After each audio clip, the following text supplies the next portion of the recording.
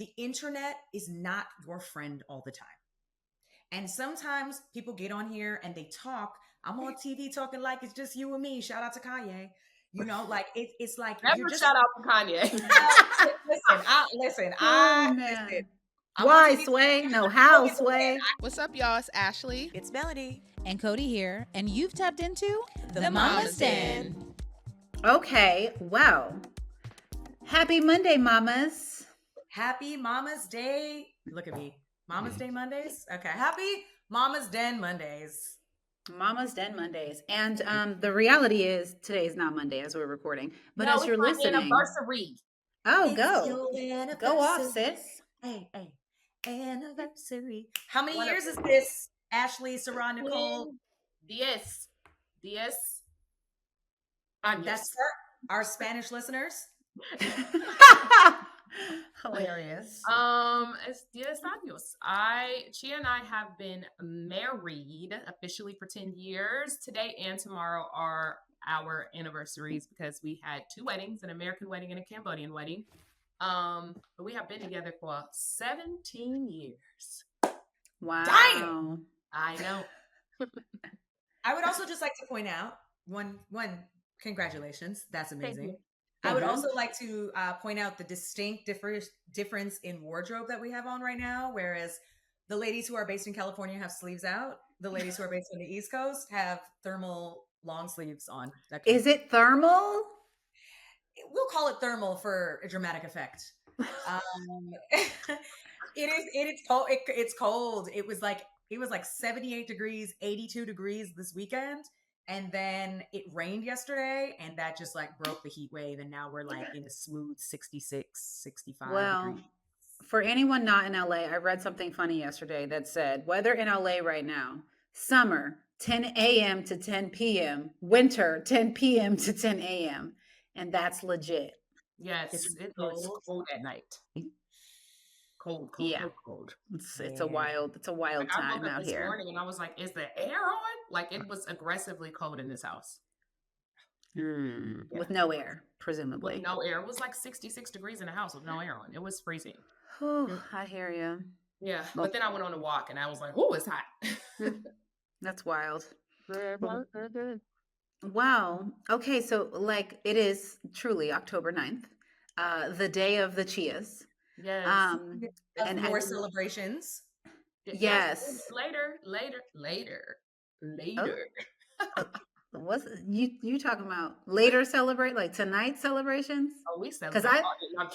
I thought Melanie was talking about this weekend celebrations. I was definitely talking about your birthday coming up, Codie.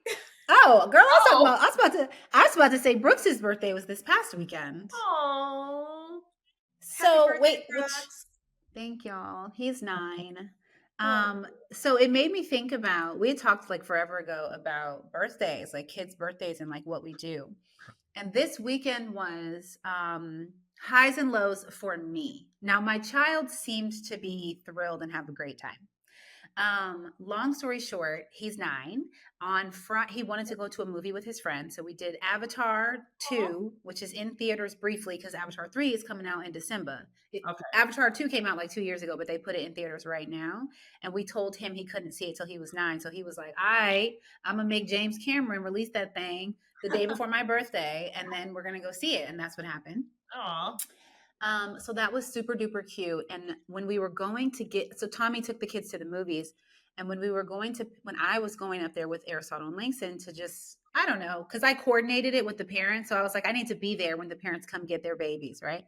Yeah. So I thought about like, should I bring cupcakes to the movie, like the end of the movie? And I didn't. I was like, that's weird in a movie theater to have like a thing of cupcakes. So I didn't. Thank you. I actually knew how this was going to go. And so I'm already judging myself, Ashley, and I'm going to ask you to just give me a little bit of grace. Oh, no, I'm agreeing with you. I was saying it's not weird. I was saying, you said, is it weird? I'm like, no, it's not. Like, no, I know, but I didn't. I didn't. Oh, that's okay. So we went to the theater at whatever time the movie was over and the other parents were there. And we just literally, as parents came and eventually the kids came out of the theater, I was like, dang, it would have been cute. It would have been really cute. And like, when are we going to sing? All that went through my head then. Mm-hmm. ultimately the kids literally like did cartwheels and wheelbarrows, whatever it's called when they're in the lobby of the movie theater for like another hour, just nonstop. Wow. And all the parents just talked to each other. Like we kind of had an impromptu birthday party in the lobby. Yeah. And it was so cute and really, really ghetto because it was the lobby of the movie and it was a mess. We were everywhere. But nevertheless, it was so cute and he was very happy. And That's the all. next day we made cake pops. That's all that matters. I'm just really into a chill. My daughters had mall birthdays this year. We went to the mall with their friends. They went to the food court, got whatever food they wanted, went to like some cute stores, like little girly stores. It's American Girl and like Cotton Yeah. On. They had the time of their life at the mall. Really? And that's all you did? Like I know you still do like a family thing at home, right? That is all we did. Azara ended up having 2 birthdays because on her actual birthday, because we had to leave the day, like the night of her birthday to go to Ohio. Chia and I did a work trip. This was So August, right? yeah, in August. Okay. So over the weekend, there was like during the weekday, there was a what are they called? They had a farmer's market and it was like a night farmer's market and I had no idea. And I just like randomly one week went and then I was like, oh, this is falling right on her actual birthday. So there's like this little place in there that does like crafting. So we went in there, the girls met up and they like decorated like phone cases and stuff like that. But then they went to the farmer's market, had food and went over to the park. But the week before we went to the mall with her friends because I didn't think we'd be able to do anything on her actual birthday. So she ended up having two events. But yeah, I see it when it was her birthday. We just went to the mall and like they loved it. And I just went to another birthday party this past weekend at the mall. Okay. Y'all don't understand. Like I felt some kind of way. Aww. Okay, but I have a question. Yeah. Is it more about the birthday or is it more about this birthday in this season of lots of change and lots of just lots of moving parts where things don't feel as stable as they normally have? Do you feel like you're not giving yourself enough grace because you feel like you're too scattered thinking about so many things and you don't feel like you're as on it as you normally would have been? 100%. 100%. And yes, 100%. I know that. Which I think as moms can all relate to, where we feel like we dropped the ball. Like, if your kids go to school and, you forgot it's like dress up day and you're the one parent who forgot to give your kid the costume to go to school with or whatever. Like those moments feel so heavy on us. And truly like our kids, like you noticed, don't even really feel it the way that we carry the guilt. You know what I mean? So give yourself some grace. All that you are carrying and doing for yourself and everyone in your family. You managed to coordinate a party at the movies for a bunch of kids to show up. You communicated with several parents. The kids showed up. You were there. You even made it so inviting that everybody stayed to congregate in the lobby. Y'all should have seen the popcorn on the floor. Yeah, but okay, it's a movie theater. Popcorn's on the floor everywhere. You know what I mean? Like, I think that's the thing that we forget is that we're so focused on our expectation of how we think things are supposed to go that we don't sometimes just revel in the beauty of how they go, how it went, and how good it is, and how Brooks is not going to remember that there was no cake or cupcakes. Like, he's going to remember that he was doing cartwheels. Remember that time we did cartwheels and I was allowed to do cartwheels in the lobby of the movie theater and all my friends? Like, these kids love it. They love it. Yeah, I would also say like whatever is normal to your children. I think we forget that there is not a standard way to have a birthday party. That is a form of capitalism that we have all decided to buy into. But when my kids were little, we didn't even do cakes. I mean, most of my children were like 4 or 5 the first time they actually tried icing.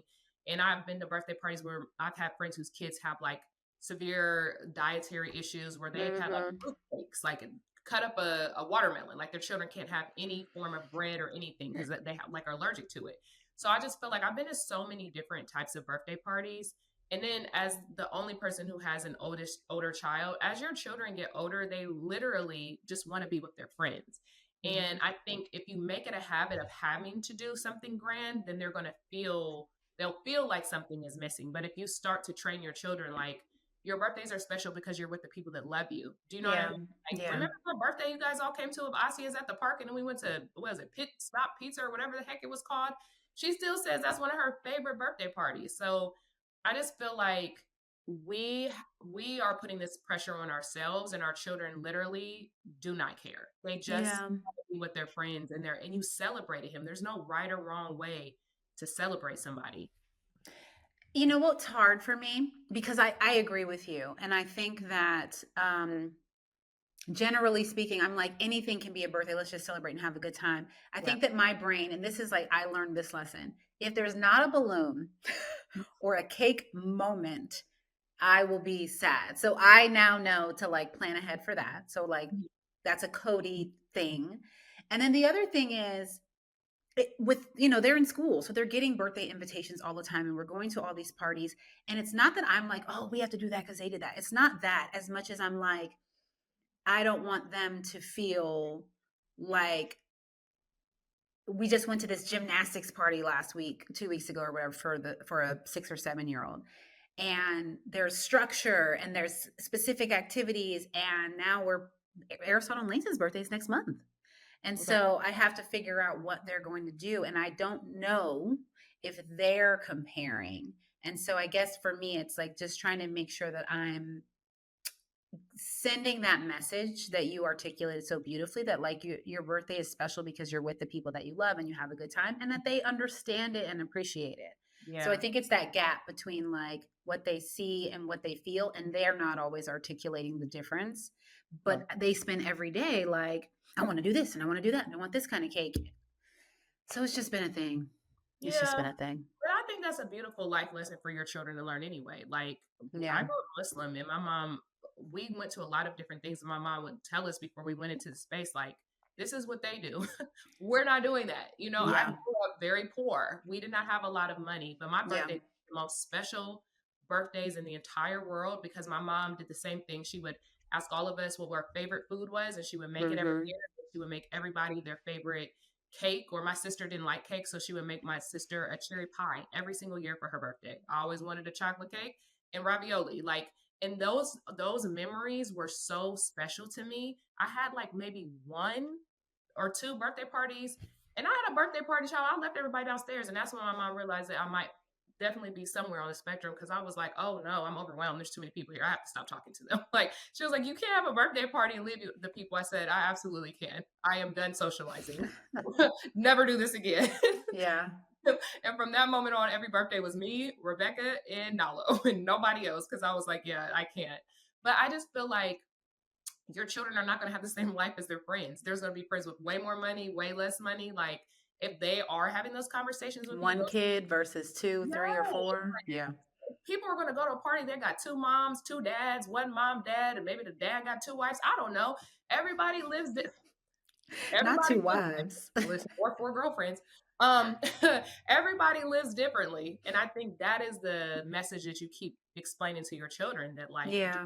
you feel loved, and make sure that they understand that their love is not in comparison to someone else's life. Mhm. So it'll be fine. You're doing good job, sister. Yeah, Melanie's definitely right though. It's like with all the things that are happening right now, it felt like, did I fail him,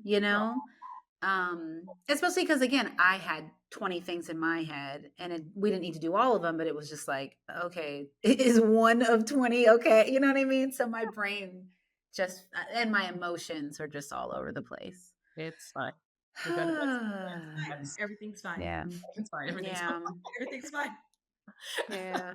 Melanie, how are your kids adjusting now that you guys have been there a month, they've started school, etc.?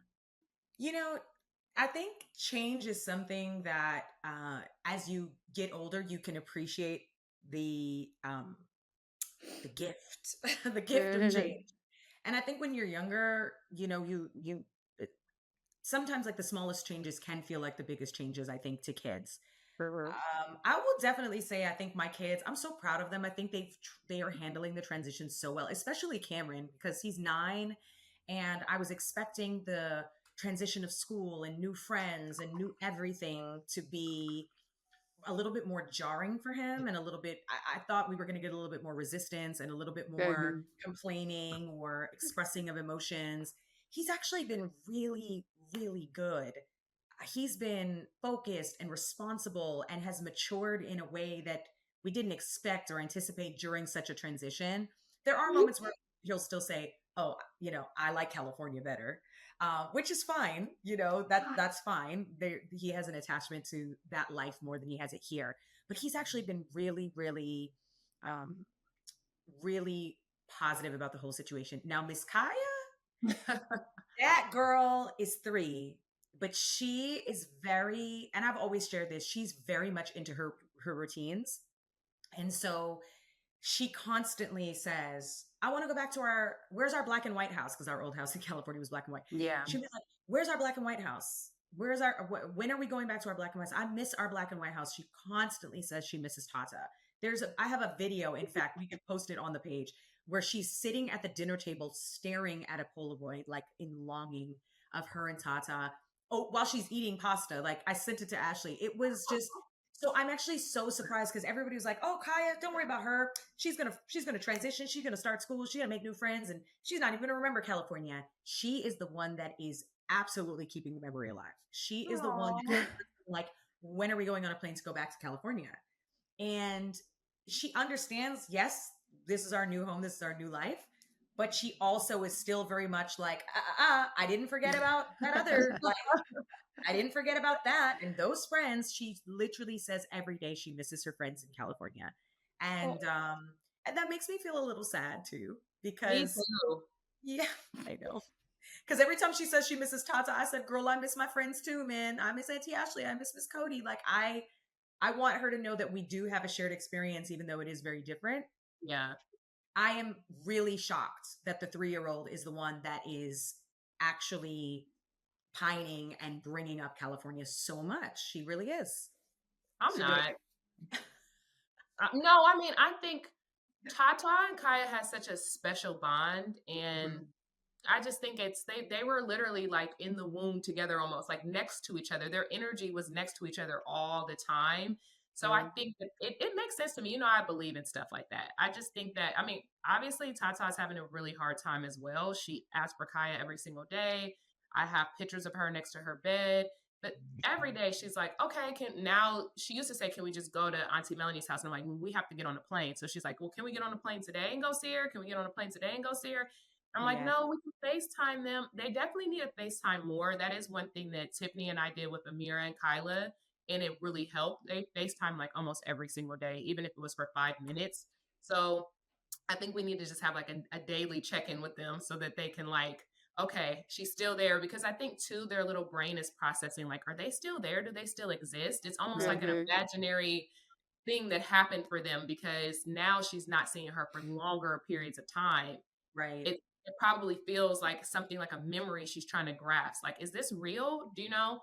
Um, so yeah, I mean, I'm proud of Cameron though. I actually thought it would be the reverse. If I'm being honest, I thought Kaya It would be is. like, "All right, forget you, Talia," and Kaya, yeah, and Cameron would be the one because he's older and he had like an established life here. So Yeah. that's I think interesting. the one thing that absolutely helped Cameron is, just by chance, but really not by chance, his basketball coach and his son, who Cameron played on the team with, they actually ended up moving to the same city that we live in. And Oh, wow. so What? he's already back on a basketball team with his old teammate and his old coach, Oh, which that's huge. honestly, we knew that there was a possibility that the team would start again, but they're they're playing together again, and they've had a couple video game dates and, like, play dates and stuff like that. So I'm really grateful for that. That's really, really important, because I think having that person or that familiarity thing that reminds you of yourself anywhere you go. For us and Jared, we have friends and family that lived here before we had kids. So we're just coming back to be around them. Yeah. And so that's familiar to us. But Kaya, again, too, she doesn't really have that. She started school completely. It's a whole new group of friends. I remember the first week she was like, "No, I don't want to go back." And I was like, "Oh, this is heartbreaking." But now I think she's been asking, like, "Okay, I want to go to school," because I think she's starting to find like a few people at the school that she feels close to, but she still always only talks about Tata. Like nobody's stepping up and taking that place. Well, it may never happen. Amira literally has a whole life here. And to this day, at 16 years old, she's about to be 17 in a couple months. She's literally every day is like, I miss my best friend. There is not a day that goes by that and I mean, they spend the whole summer together. They go back and forth. But I think sometimes that love, it's just, some people come into your life and it's just different. And it's no one will ever compare. And it's Hence, hard. the three Yes. of us. Like, okay, Oh, we're gonna have to man. figure it out. We'll just be zooming away or whatever this mechanism is. Yeah. Yeah, I think that's beautiful. I mean, this goes back to last week when we said love is freedom. Though, like sometimes I actually love it, and I tell Amir this all the time. I'm like, what's beautiful about you and Kyla's relationship is that you've spent the majority of your adolescence away from one another. So you both will be able to maintain a relationship in your adult life, and you won't feel pressure to be with one another. But you're so used to maintaining this relationship being far apart that your relationship probably will never change. Like when you get married, when people are together all the time, and then they're like, my friend moved away, and they don't know how to maintain that distance. But they're already they already know how to stay connected without physically seeing one another. And I think that's really beautiful and really amazing because they're going to live their own lives, but still have each other a part of them in some way.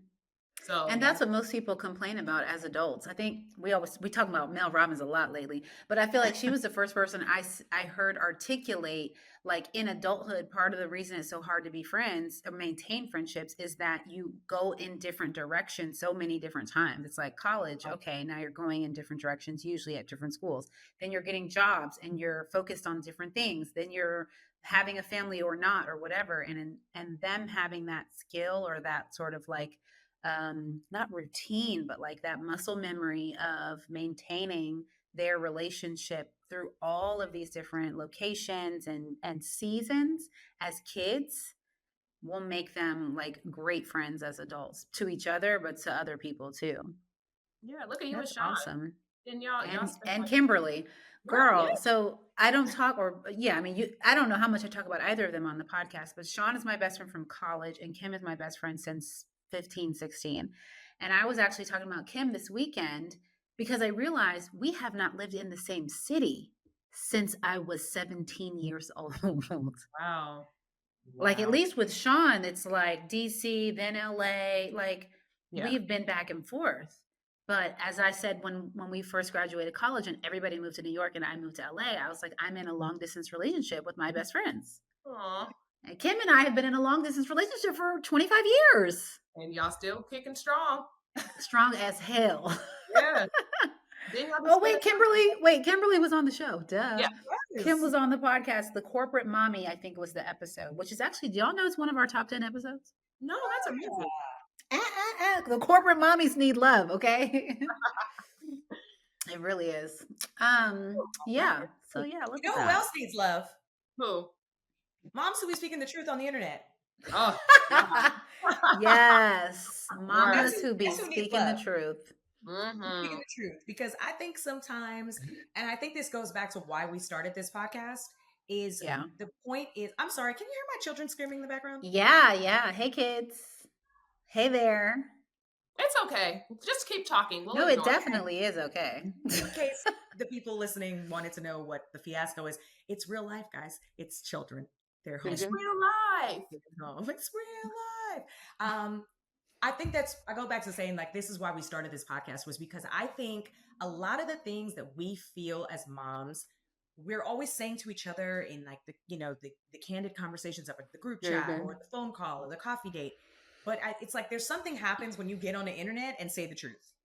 And I just think that it brings us to, I think, a relevant topic, and not to talk about anybody in particular, but shout out to Ayesha Curry, Toronto girl from Toronto.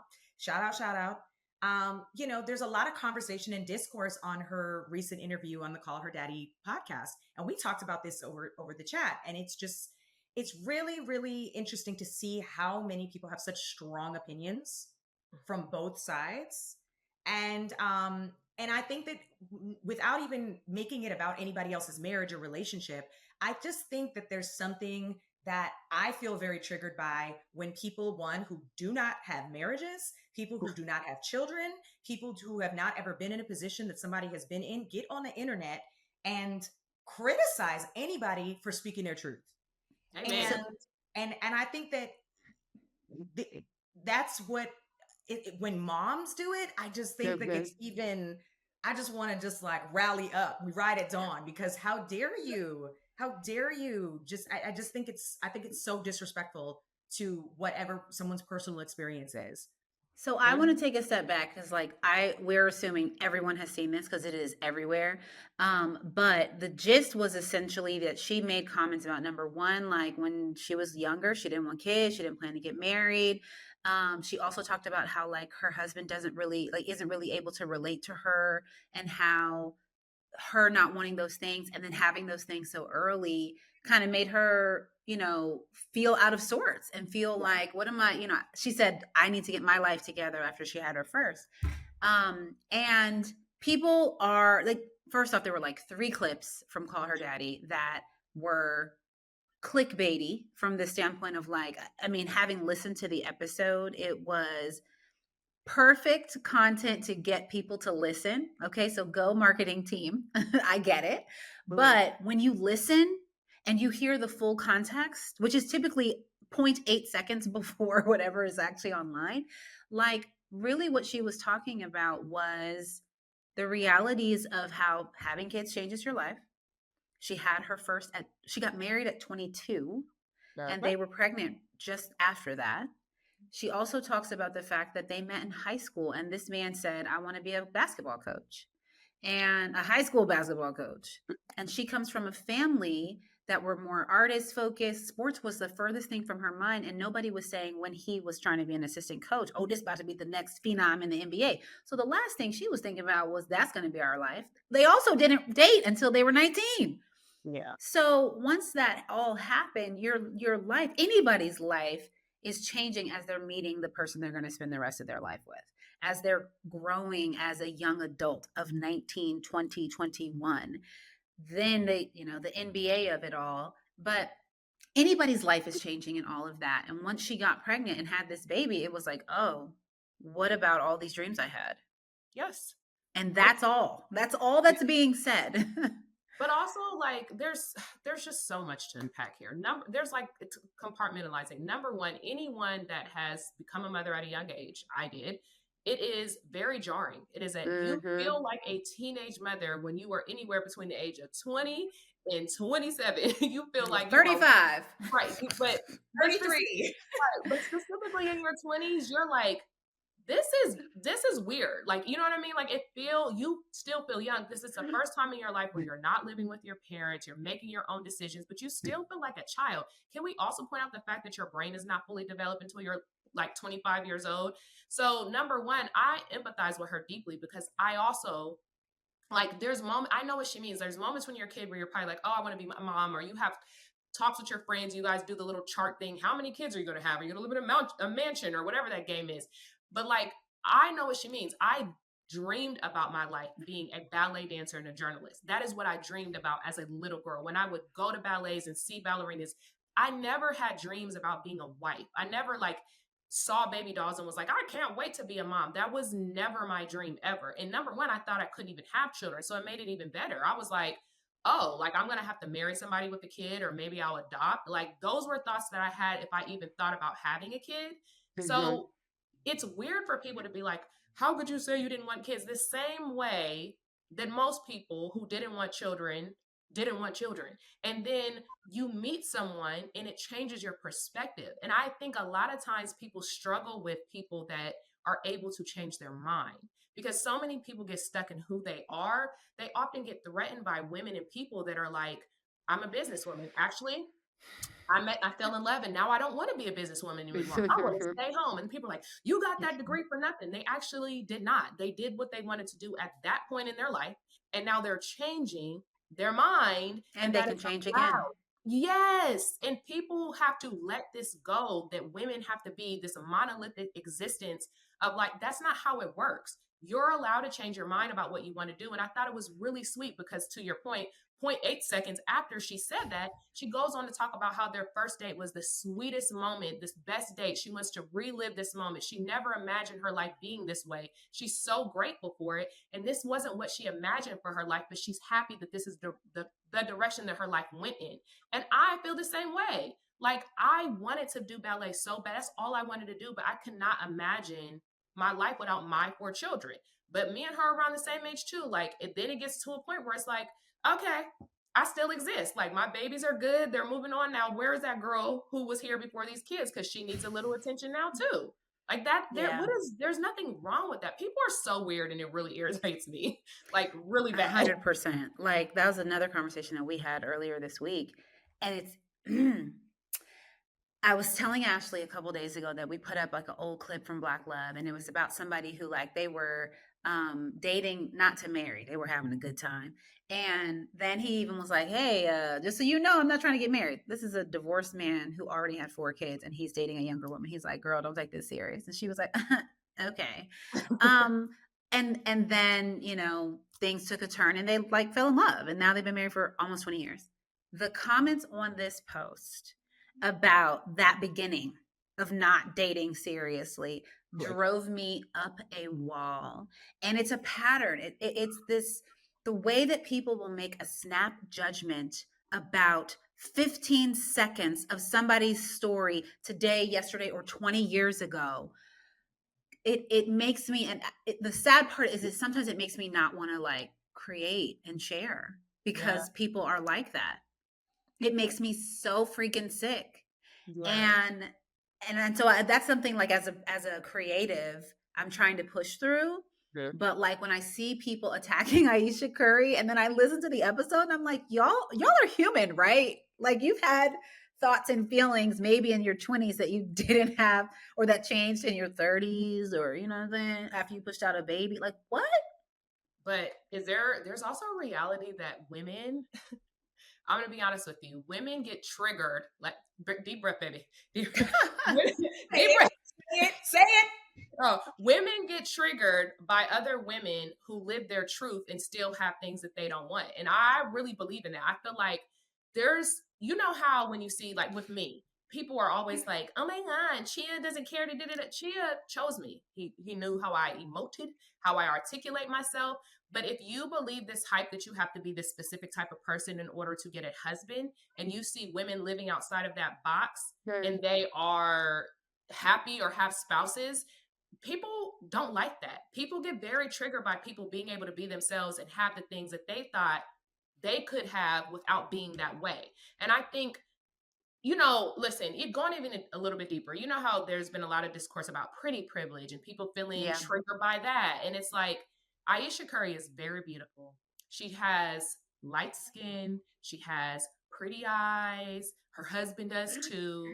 There is an undertone in our community where we often feel very comfortable mistreating people because they look a specific way that triggers other people's insecurities, right? So there's also this like energy that I see where they compare her and LeBron's wife often, where the same way people compare LeBron and Steph Curry, right? LeBron is dark skinned, he's from the hood. Steph Curry's light skinned, he comes from a 2-parent household. He comes from, you know, like a middle class, upper class family. So people feel more comfortable supporting LeBron because he struggled.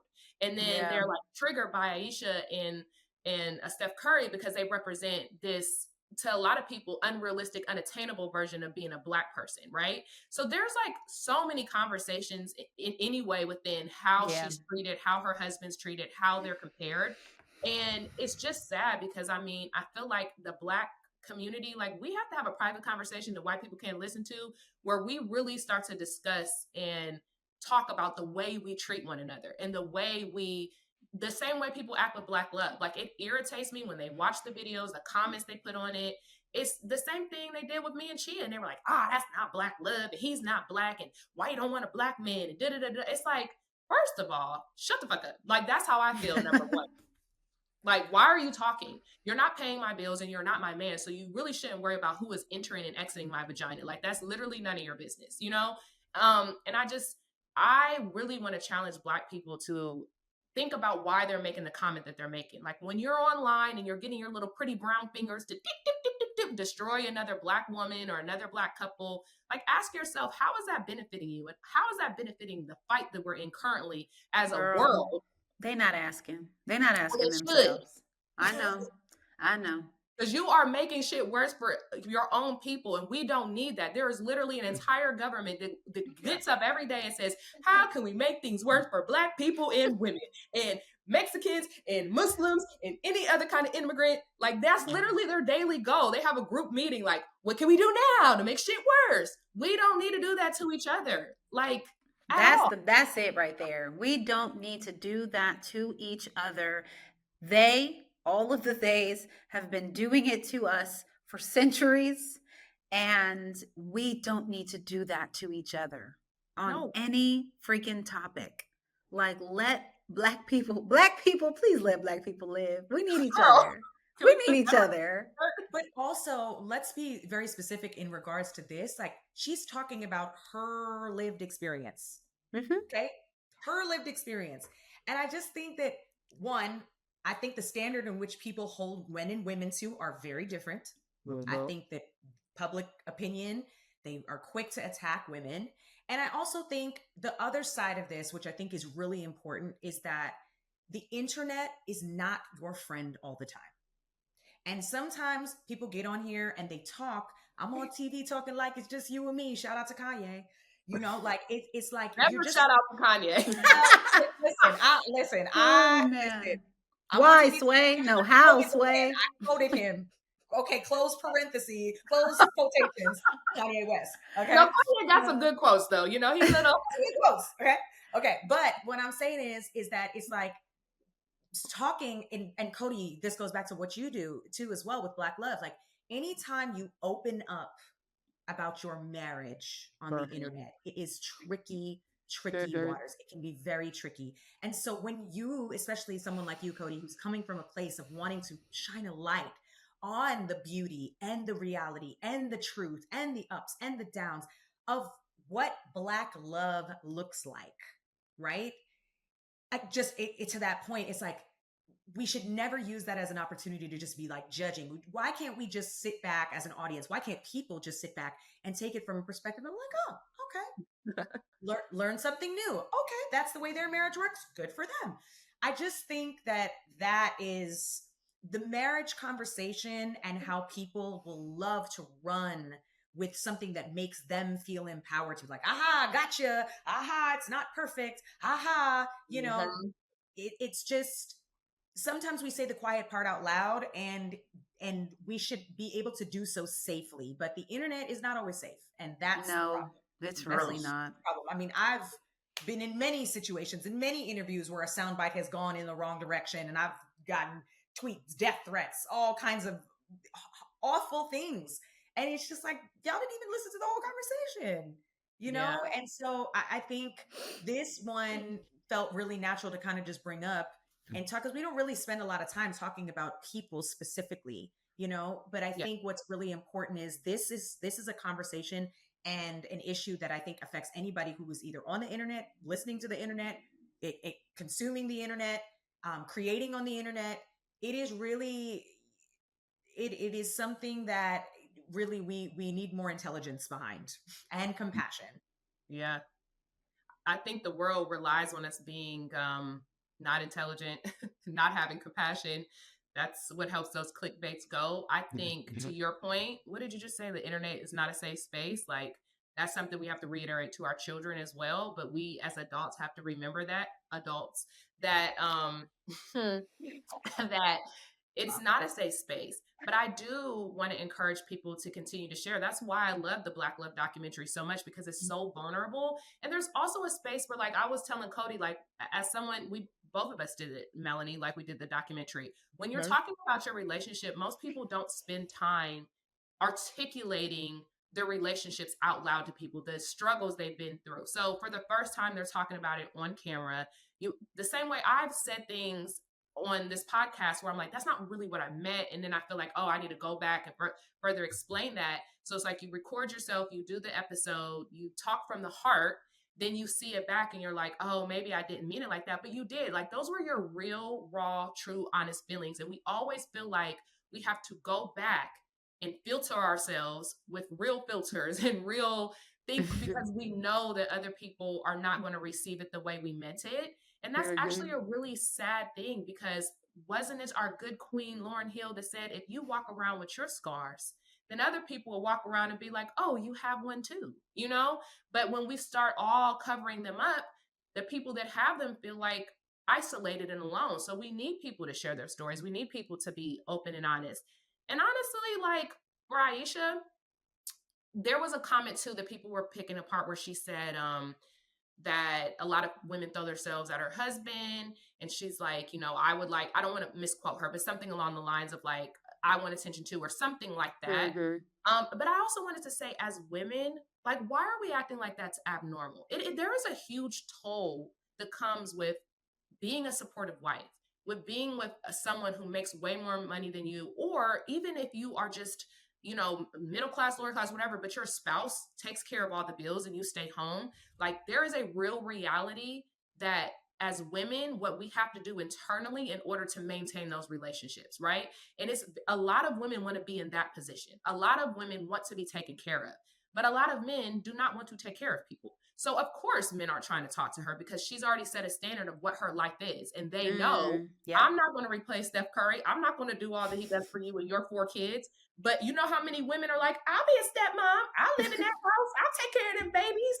So I hope she understands too. It's not a reflection of her beauty. It's just that women want her role and men don't want because they don't want to do what he has to do to maintain that.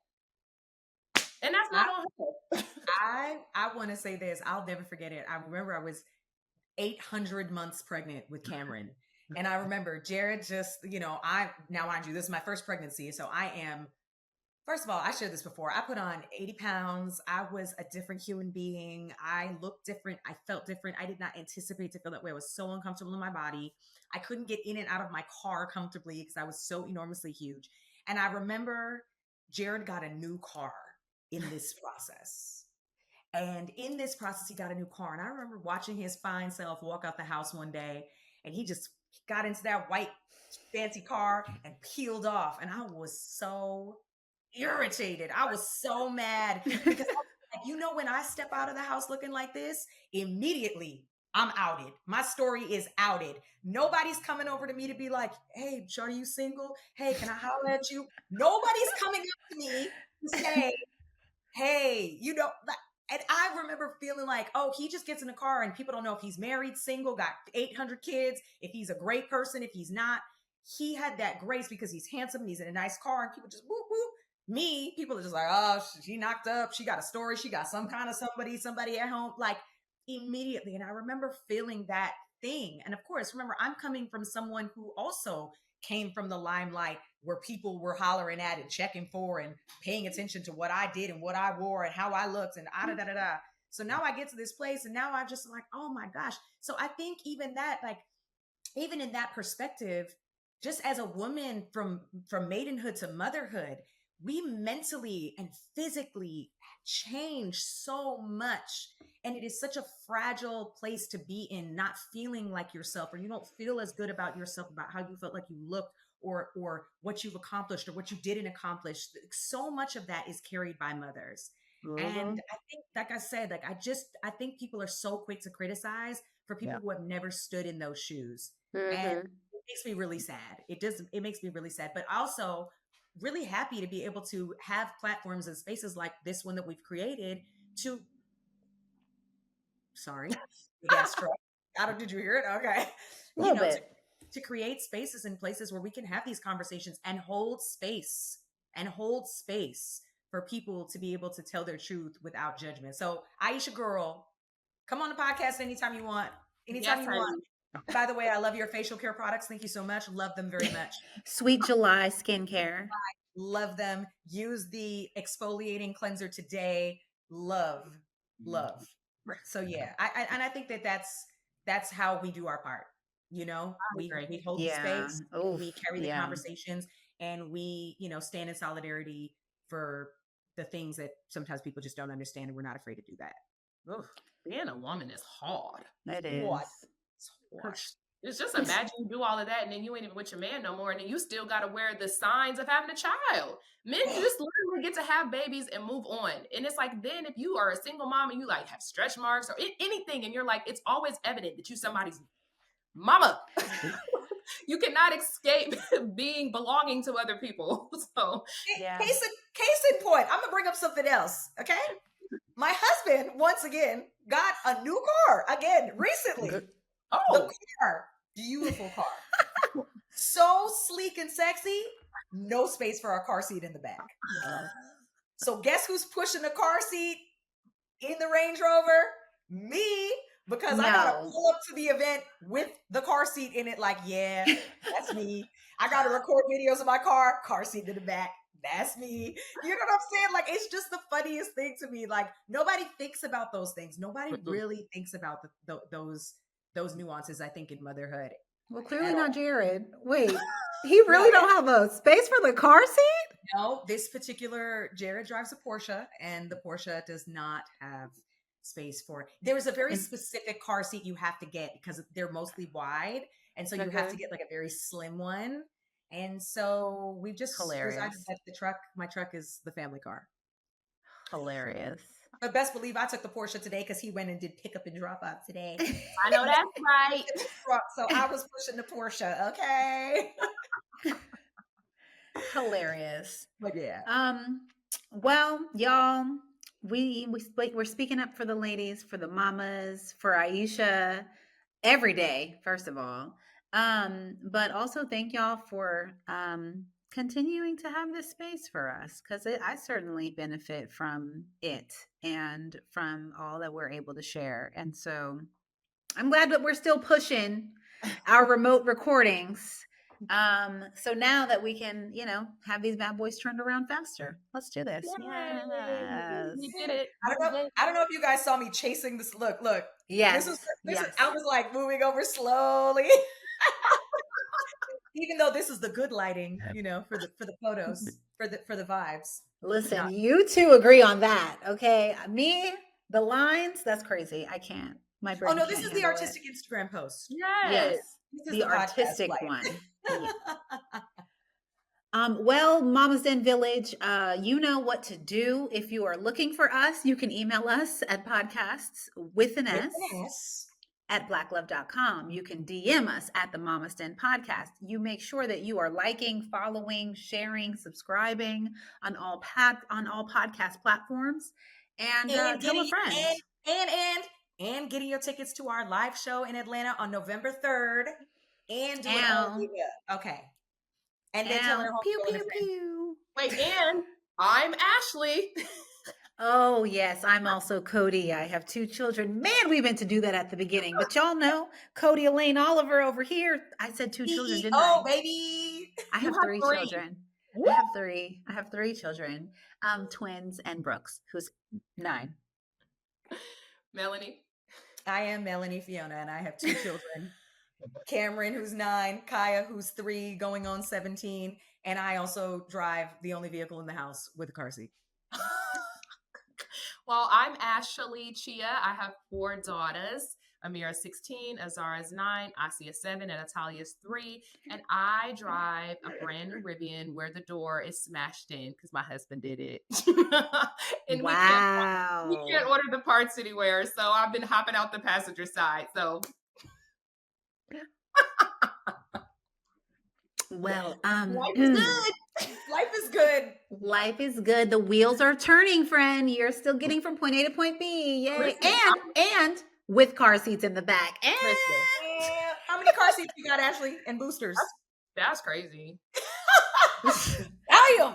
I was about to say it. Damn. Crazy. I have 3. I have a car seat and 2 boosters, and my children are safely established in the vehicle. Thank you very much. We love that. And Amira's driving. Wow. We're not ready. We're gonna save that for next week. That was a mic drop moment. I like to prefer the car seat, all right. Wild stuff. Okay, bye y'all. Bye. Thanks for listening.